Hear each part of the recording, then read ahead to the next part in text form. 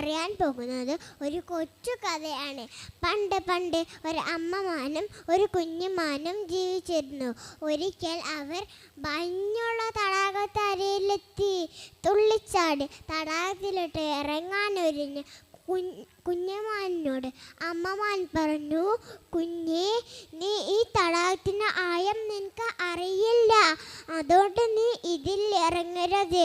കരയിൽ നിന്ന് അവർ വെള്ളം കുടിച്ചു മടങ്ങിപ്പോയി. പക്ഷേ അമ്മയില്ലാത്ത ദിവസം കുഞ്ഞുമാൻ അമ്മേൻ്റെ വാക്കുകളൊന്നും മനസ്സിലാക്കാതെ തടാകത്തിലോട്ട് ഇറങ്ങി.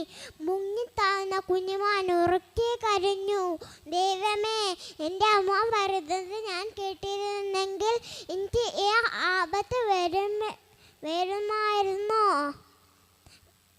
കൂട്ടുകാരെ, ഇതിൽ നമ്മൾ എന്താണ് മനസ്സിലാക്കിയത്? മുതിർന്നവരും ഗുരുക്കന്മാരും പറയുന്നത് നമ്മൾ അനുസരിക്കണം, അല്ലെങ്കിൽ ആപത്തിൽ ചെന്ന് ചാടും.